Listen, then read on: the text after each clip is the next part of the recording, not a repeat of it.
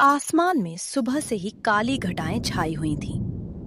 देखते ही देखते पूरे गांव में मूसलाधार बारिश शुरू हो गई। गांव के बीचों बीच मुख्य सड़क के किनारे सुदामा का मशहूर ढाबा था। लकड़ी के चूल्हे पर बड़ी कढ़ाई में देसी मुर्गा पक रहा था और उसकी खुशबू पूरे गांव में फैल रही थी। ढाबे के एक कोने में भोंदू और कल्लू, गांव के दो बेरोजगार मगर हमेशा खुश रहने वाले दोस्त, बैठकर बारिश और देसी मुर्गे का आनंद ले रहे थे। कल्लू भाई, कसम से बोलूं, सुदामा काका के हाथ में जादू है। ये मुर्गा नहीं है, ये मुर्गा नहीं, स्वाद का बादशाह है। अबे इतना मत उछल, बस इतना बोल कि सुदामा काका के हाथ का मुर्गा एक बार जो खा ले वो स्वाद जिंदगी भर नहीं भूलता। अरे सुन, कल रात मेरी घरवाली ने इतनी पानी वाली सब्जी बनाई कि मुझे समझ ही नहीं आया क्या खा रहा हूँ। मैंने बस इतना कहा कि आज सब्जी कुछ ज्यादा ही पतली बन गई है। फिर तो वो गुस्से से मुझे घूरने लगी। अबे तेरी घरवाली तो फिर भी सब्जी बनाती है, मेरी वाली तो कहती है रोज रोज मुर्गा खाने जाते हो ढाबे पे, अब घर में तो दाल रोटी ही खाओ। मैंने कहा भाग्यवान, दाल रोटी से पेट भरता है, दिल नहीं भरता। दिल भरने के लिए देसी मुर्गा चाहिए। फिर क्या बोली? बोली दिल भरवाना है तो सुदामा से शादी कर लो। बारिश की बूंदें छत से टपकती रहीं, कड़ाही से भाप उठती रही और ढाबे की रौनक बढ़ती चली गई।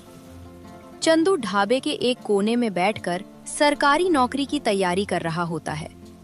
उसके बाबा का सपना है कि एक दिन चंदू ढाबे में नहीं बल्कि किसी बड़े सरकारी ऑफिस में कुर्सी पर बैठकर काम करे।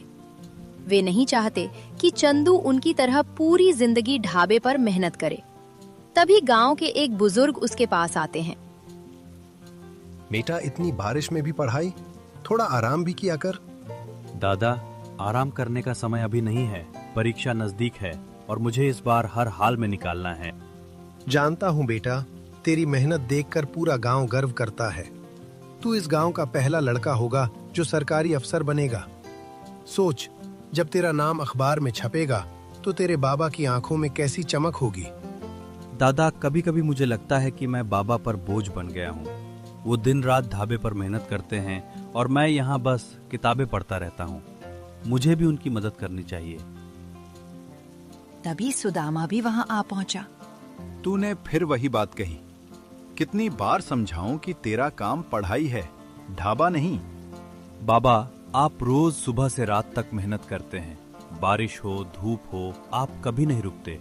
मैं भी तो हाथ बटा सकता हूँ ना, थोड़ा बहुत ही सही। बेटा, मेरा हाथ बटाना है तो किताब उठा, कलम पकड़ और खूब मेहनत कर। यही मेरी सबसे बड़ी मदद होगी। सुदामा, तू सही कहता है, पर चंदू का मन भी समझ। बेटा अपने बाबा को मेहनत करते देखता है तो उसका मन भी करता है साथ देने का। जानता हूँ दादा, पर मैंने अपनी पूरी जिंदगी इसी ढाबे में गुजार दी। बचपन से लेकर आज तक मैंने सिर्फ चूल्हा जलाना और मुर्गा पकाना सीखा। मैं नहीं चाहता कि मेरा बेटा भी वही जिंदगी जिए। मैं चाहता हूँ वो कुछ बड़ा बने, ऐसा बने कि पूरा गांव उस पर गर्व करे। सुदामा और चंदू जमीन पर बैठकर खाना खा रहे थे। थाली में रोटी और वही देसी मुर्गा जो दिन भर ग्राहकों के लिए बनता था, आज बाप बेटे के लिए भी बना था। चंदू ने खाना खाते खाते कहा, बाबा, आज फिर वही बात पूछूं? पूछ ले। आप मुझे ढाबे पर काम क्यों नहीं करने देते? मैं तो बस थोड़ी मदद ही करना चाहता हूँ, पूरी जिंदगी वहीं गुजारने की बात नहीं कह रहा। सुदामा ने एक गहरी सांस ली। उसकी आंखों में पुरानी यादें उतर आईं। बेटा, मेरा बचपन बहुत कठिन था। मैं छोटा ही था जब मेरे बाबा गुजर गए। घर की जिम्मेदारी जल्दी ही मेरे कंधों पर आ गई। पढ़ाई छोड़कर मजदूरी करनी पड़ी और फिर यही ढाबा संभालना सीख गया। तभी मैंने ठान लिया था कि तू मेरी तरह संघर्ष नहीं करेगा, बल्कि पढ़ लिखकर बड़ा अफसर बनेगा। चंदू की आंखों में आंसू आ गए। सुन बेटा, मुझे इस ढाबे से कोई शिकायत नहीं। इसी ढाबे ने मुझे तुझे पालने की ताकत दी। इसी ढाबे ने मुझे इज्जत दी। पर मैं नहीं चाहता कि तू भी वही रास्ता चले जो मुझे मजबूरी में चलना पड़ा। मैं चाहता हूं तू पढ़े, आगे बढ़े, अफसर बने। ताकि दुनिया तुझे इज्जत की नजर से देखे। बाबा, मैं वादा करता हूँ आपका सपना जरूर पूरा करूंगा। आपकी मेहनत बेकार नहीं जाने दूंगा।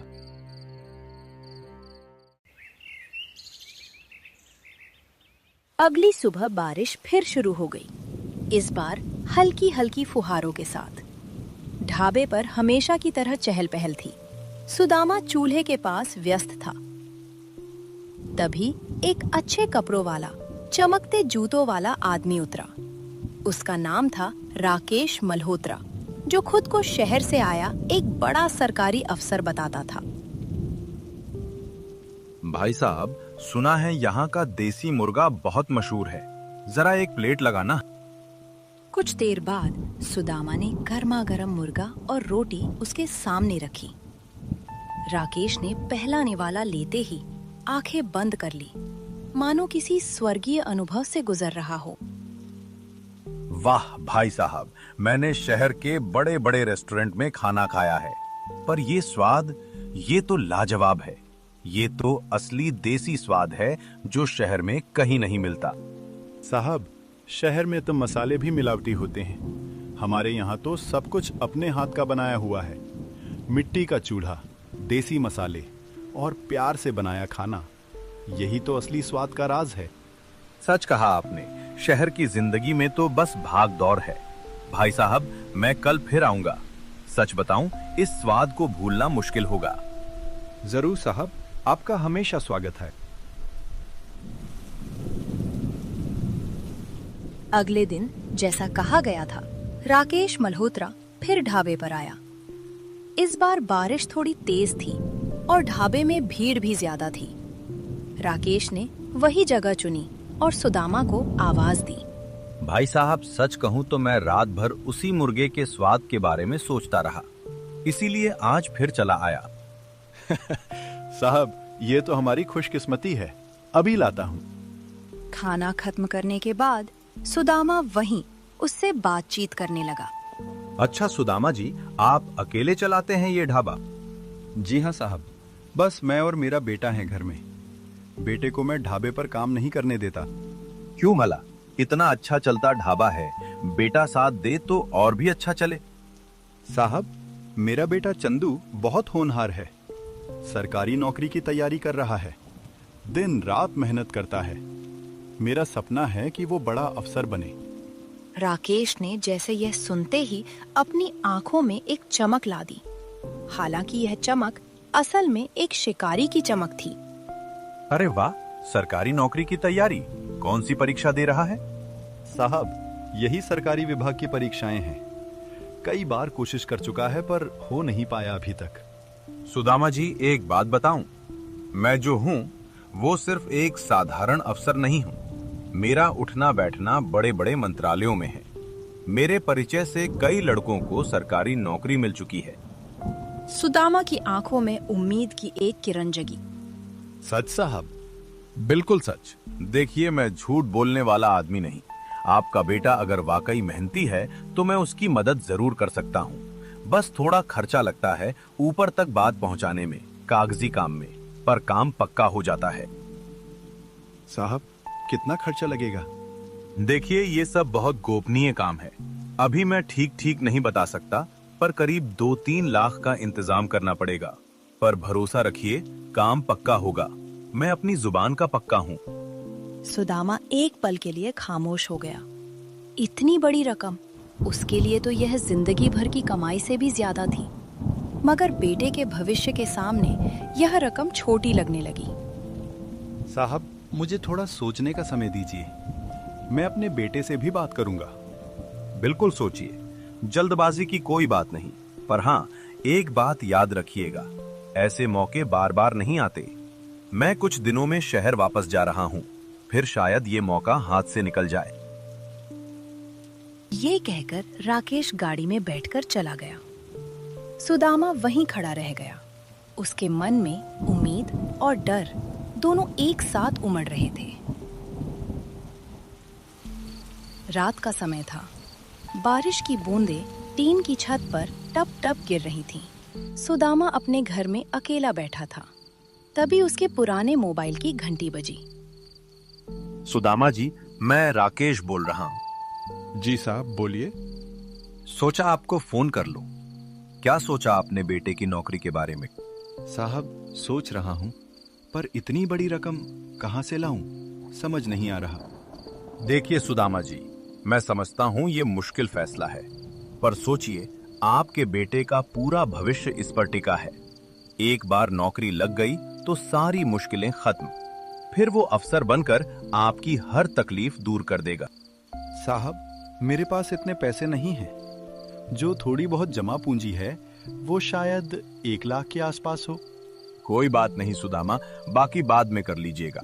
वैसे भी ऐसे काम धीरे धीरे ही आगे बढ़ते हैं। पर बाकी के पैसे कहाँ से आएंगे साहब? सुदामा जी, बुरा मत मानिएगा, पर आपका ढाबा तो अच्छा खासा चलता है। अगर आप चाहें तो अपने ढाबे को थोड़े समय के लिए गिरवी रख सकते हैं। मेरे जान पहचान में एक आदमी है जो ये काम कर देगा। जैसे ही आपके बेटे की नौकरी लगेगी, आप उसकी पहली तनख्वाह से ढाबा वापस छुड़ा लीजिएगा। मैं भी उस वक्त तक आपकी पूरी मदद करूंगा। साहब, मुझे थोड़ा और सोचना पड़ेगा। ठीक है, सोच लीजिए, पर याद रखिएगा, वक्त हाथ से निकल रहा है। मैं परसों तक ही यहाँ रुकूंगा, उसके बाद शायद ये मौका फिर न मिले। फोन कट गया। सुदामा वहीं बैठा रह गया। उसकी आंखों के सामने बार बार चंदू का चेहरा घूम रहा था। 1 हफ्ता बीत चुका था। ढाबा अब भी हमेशा की तरह भीड़ से भरा रहता। धुआं उठता, मुर्गे की खुशबू फैलती, पर सुदामा के अंदर एक तूफान चल रहा था। उसने राकेश की बातों में आकर धीरे धीरे अपनी सारी जमा पूंजी दे दी थी और अब ढाबे को गिरवी रखने के कागजों पर भी दस्तखत कर चुका था। ऊपर से मुस्कुराता, ग्राहकों को खाना परोसता, पर अंदर ही अंदर वह टूट रहा था। रात को जब चंदू पढ़ाई से लौटा तो उसने अपने बाबा को उदास बैठा देखा। सुदामा हमेशा की तरह मुस्कुराने की कोशिश कर रहा था, पर चंदू की तेज नजरों से यह छिप नहीं सका। बाबा, क्या बात है? आप कुछ परेशान लग रहे हैं। कई दिनों से देख रहा हूँ। कुछ नहीं बेटा, बस थोड़ी थकान है। बाबा, मुझसे झूठ मत बोलिए। मैं आपका बेटा हूँ। आपकी आंखों में छिपा दर्द पहचान सकता हूँ। बताइए, क्या हुआ है? सुदामा की आंखों से आंसू बह निकले। उसने धीरे धीरे सब कुछ बताना शुरू किया। राकेश की पहली मुलाकात, उसका नौकरी दिलाने का वादा, पैसों की मांग और अंत में ढाबे को गिरवी रखने की बात। चंदू यह सुनकर स्तब्ध रह गया। बाबा, आपने ये क्या कर दिया? आपने बिना मुझसे पूछे इतना बड़ा फैसला ले लिया। बेटा, मैं तो बस तेरी भलाई चाहता था। सोचा अगर तेरी नौकरी लग जाए तो। बाबा, मैंने तो कभी शॉर्टकट से नौकरी पाने के बारे में सोचा भी नहीं। मैं चाहता था कि मैं अपनी मेहनत से अपने दम पर सरकारी नौकरी पाऊं। मुझे किसी दलाल के जरिए नौकरी नहीं चाहिए थी। ये तो हमारी मेहनत की, हमारी ईमानदारी की तौहीन है। मुझे माफ कर दे बेटा, मैंने गलती कर दी। मुझे लगा शायद यही रास्ता आसान है। बाबा, अभी भी वक्त है। हमें पता लगाना होगा कि ये आदमी असल में कौन है। मुझे कुछ ठीक नहीं लग रहा। कोई भी असली अफसर इस तरह सीधे पैसे नहीं मांगता। ये सब बहुत जल्दी जल्दी हुआ है। अब क्या होगा बेटा? मैंने तो लगभग सब कुछ दे दिया। बाबा, घबराइए मत। हम मिलकर कोई रास्ता निकालेंगे। बस मुझे थोड़ा वक्त दीजिए।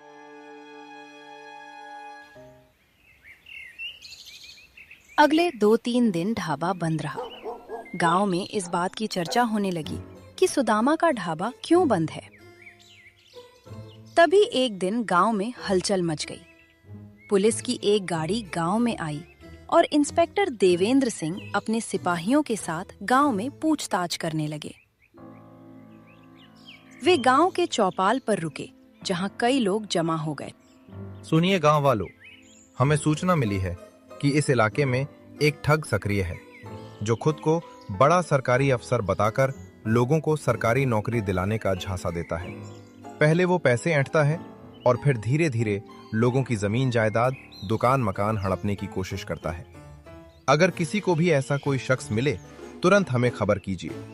गांव वाले हैरानी से एक दूसरे को देखने लगे। पुलिस कुछ देर पूछताछ करने के बाद गांव से चली गई। शाम को जब यह खबर सुदामा तक पहुंची तो वह सोच में पड़ गया। उसके मन में बेचैनी होने लगी, लेकिन उसने अभी तक राकेश पर शक नहीं किया था। उस रात बारिश फिर तेज हो गई थी। सुदामा के मोबाइल की घंटी बजी। राकेश का फोन था। हेलो सुदामा जी। जी साहब, बोलिए। सुदामा जी, अब वक्त आ गया है असली बात करने का। मुझे अब बाकी की रकम नहीं चाहिए, मुझे सीधे आपका ढाबा चाहिए, पूरी तरह से, हमेशा के लिए। साहब, ये आप क्या कह रहे हैं? हमारा तो सौदा था कि नौकरी लगने के बाद। अरे सुदामा जी, कैसी नौकरी, कैसा सौदा? मुझे शुरू से ही किसी की नौकरी नहीं लगवानी थी। मुझे बस आपका ये मशहूर ढाबा चाहिए था जिस पर इतनी भीड़ आती है, इतनी कमाई होती है। मैंने बस आपकी कमजोरी का फायदा उठाया, आपके बेटे के प्यार का फायदा उठाया। साहब, ये तो धोखा है, ये तो अन्याय है। मैं पुलिस के पास जाऊंगा। जाइए, पर याद रखिए, कागजों पर आपके ही दस्तखत हैं। कानूनी तौर पर अब ये ढाबा मेरा है। अगर ज्यादा चालाकी दिखाई तो आपके और आपके बेटे के लिए मुश्किलें और बढ़ जाएंगी।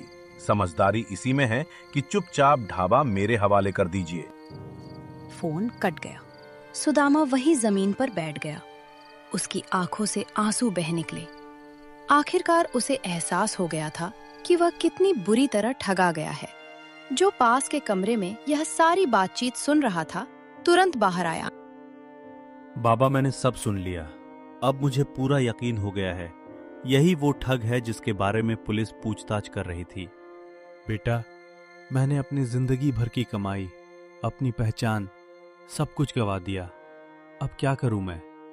बाबा, घबराइए मत, अब वक्त है हिम्मत दिखाने का। मुझे याद है इंस्पेक्टर साहब ने क्या कहा था, हमें चुपचाप पुलिस से संपर्क करना होगा और इस ठग को उसके ही जाल में फंसाना होगा। चंदू कुछ देर सोचता है, फिर उसके दिमाग में एक योजना आती है। बाबा, अब हमारे पास एक ही रास्ता है। पहले हम पुलिस को सारी बात बताएंगे, फिर आप उस धोखेबाज को फोन करके कहिए कि आप ढाबा उसे देने के लिए तैयार हैं। उसे कल सुबह ढाबे पर बुलाइए। जैसे ही वो ढाबा लेने आएगा, पुलिस उसे रंगे हाथों पकड़ लेगी। तभी उसकी सच्चाई पूरे गांव के सामने आ जाएगी। सुदामा ने राकेश को फोन मिलाया। उसकी आवाज में एक बनावटी हार थी, मानो वह पूरी तरह टूट चुका हो। साहब, मैंने बहुत सोचा, पर मेरे पास कोई और रास्ता नहीं। आप जीत गए। मैं ढाबा आपके हवाले करने को तैयार हूँ। बहुत अच्छा सुदामा जी, आपने समझदारी दिखाई। कब करना है ये काम? कल सुबह आ जाइए साहब, गांव वालों के सामने ही सब कुछ साफ कर दूंगा। मैं नहीं चाहता कि बाद में कोई झगड़ा हो। ठीक है, मैं सुबह ठीक 9 बजे पहुंच जाऊंगा। और हाँ, समझदारी दिखाने के लिए शाबाशी सुदामा जी, आखिर आपने सही फैसला लिया। फोन कटने के बाद सुदामा ने गहरी सांस ली। उसकी आंखों में अब डर नहीं, बल्कि एक उम्मीद और हिम्मत थी। अगली सुबह बारिश एक बार फिर तेज हो गई थी, मानो प्रकृति भी इस बड़े दिन की गवाह बनना चाहती हो। ढाबे के सामने धीरे धीरे गांव वाले जमा होने लगे। भोंदू और कल्लू भी वहां पहुंच गए। उनके चेहरों पर उलझन थी। अरे भोंदू, ये ढाबा इतने दिन से बंद क्यों है? न मुर्गा मिल रहा, न रोटी। मेरा तो पेट अंदर धस गया है। अरे कल्लू, मुझे भी कुछ समझ नहीं आ रहा। सुदामा काका कहीं दिख भी नहीं रहे थे इतने दिन। कुछ गड़बड़ जरूर है। तभी सुदामा बाहर आया। उसका चेहरा उदास था, आंखों में नमी थी। गांव वालों ने घेर लिया उसे। सुदामा भाई, ये ढाबा इतने दिन बंद क्यों रहा? हम सब बहुत परेशान थे। गांव वालों, मुझे माफ कर दो। मैंने ये ढाबा बेच दिया है अपने बेटे के भविष्य के लिए। पूरी भीड़ में सन्नाटा छा गया। लोग हैरानी से एक दूसरे को देखने लगे। ये क्या कह रहे हो सुदामा भाई? ये ढाबा तो तुम्हारी पूरी जिंदगी है, तुम्हारी पहचान है। तुमने ये कैसे बेच दिया? दादा, मजबूरी थी। बेटे के लिए बहुत बड़ा सपना देखा था, उसी सपने की खातिर। तभी दूर से राकेश मल्होत्रा गाड़ी से उतरा। इस बार पहले से भी ज्यादा आत्मविश्वास में, मानो वह अपनी जीत का जश्न मनाने आया हो। उसने भीड़ को देखा, थोड़ा चौंका, पर फिर खुद को संभालते हुए आगे बढ़ा। सुदामा जी, सब तैयार है ना? कागजात कहाँ हैं? साहब, सब तैयार है। बस आप एक बार फिर बता दीजिए आप कौन हैं और आपने मुझसे क्या वादा किया था। मैं एक वरिष्ठ सरकारी अधिकारी हूँ। मैंने सुदामा जी के बेटे को सरकारी नौकरी दिलाने का वादा किया था और बदले में सुदामा जी ने अपनी मर्जी से मुझे ये ढाबा देने का फैसला किया है। तभी भीड़ के पीछे से इंस्पेक्टर देवेंद्र सिंह अपनी वर्दी में अपनी टीम के साथ आगे आए। उनकी अचानक मौजूदगी देखकर राकेश का चेहरा एक पल के लिए पीला पड़ गया, मगर उसने खुद को संभाल लिया। कौन ले रहा है यहाँ सरकारी नौकरी के नाम पर पैसे? इंस्पेक्टर साहब, ये तो गलतफहमी है। सुदामा जी अपनी मर्जी से मुझे ये ढाबा दे रहे हैं। मैंने किसी को कोई पैसे नहीं मांगे। झूठ बोल रहा है ये आदमी। इंस्पेक्टर साहब, इसी ने मुझसे मेरे बेटे को सरकारी नौकरी दिलाने के नाम पर पहले मेरी सारी जमा पूंजी ऐंठी, फिर मुझे मजबूर किया कि मैं अपना ढाबा गिरवी रख दूं, और कल रात फोन पर इसने साफ कह दिया कि इसे मेरे बेटे को कोई नौकरी नहीं दिलानी, इसे बस मेरा ढाबा चाहिए था। इंस्पेक्टर साहब, ये वही आदमी है जिसके बारे में आपने पिछले दिनों पूछताछ की थी। ये सब झूठ है। मुझे फंसाया जा रहा है। फंसाया नहीं जा रहा, बल्कि तुम्हारी असलियत सामने आ रही है। हमारे पास तुम्हारे खिलाफ पहले से ही 3 गांवों की शिकायतें हैं और आज तो तुम रंगे हाथों पकड़े गए हो, क्योंकि सुदामा जी के बेटे चंदू ने पहले ही हमें इस पूरी साजिश की जानकारी दे दी थी। हाँ, मैंने ही पुलिस को खबर दी थी। मेरे बाबा ने भोलेपन में तुम पर भरोसा किया, पर मुझे शुरू से ही शक था। तुमने मेरे बाबा के सपनों का, मेरी मेहनत का मजाक बनाने की कोशिश की, पर अब तुम बच नहीं सकते। देख लूंगा तुम दोनों को। ये मत सोचना कि इतनी आसानी से बच जाओगे। मेरे ऊपर वाले लोग बहुत ताकतवर हैं। इसे गिरफ्तार करो और इसकी धमकियों को भी केस में जोड़ो। सिपाही ने राकेश को पकड़कर पुलिस थाने ले गया। सुदामा जी, चिंता मत कीजिए, क्योंकि ये आदमी धोखाधड़ी करते हुए पकड़ा गया है, इसलिए आपके सारे कागजात अदालत में अमान्य घोषित हो जाएंगे। आपका ढाबा आपका ही रहेगा। बेटा, तूने आज मेरी लाज बचा ली। अगर तू ना होता तो मैं तो सब कुछ गवा बैठता। बाबा, आपने मुझे जो सिखाया है वही तो काम आया। आपने हमेशा कहा कि ईमानदारी और मेहनत से बड़ा कुछ नहीं होता। बस मैंने उसी सीख को अपनाया। बाबा, अब मैं कुछ दिन ढाबे पर आपकी मदद करूंगा, फिर पढ़ाई पर पूरा ध्यान दूंगा। इस बार परीक्षा में जरूर सफल होऊंगा, अपनी मेहनत से, बिना किसी शॉर्टकट के। बेटा, आज मुझे समझ आया, असली दौलत पैसा नहीं बल्कि ईमानदारी और सच्ची मेहनत है। जो कोई शॉर्टकट का रास्ता दिखाए, समझ लेना वो या तो झूठा है या फिर तुम्हारी मेहनत की कीमत नहीं जानता। सरकारी नौकरी हो या जिंदगी की कोई भी मंजिल, वो सिर्फ अपने दम पर अपनी मेहनत से ही हासिल होती है, पैसे देकर या दलालों के जरिए नहीं।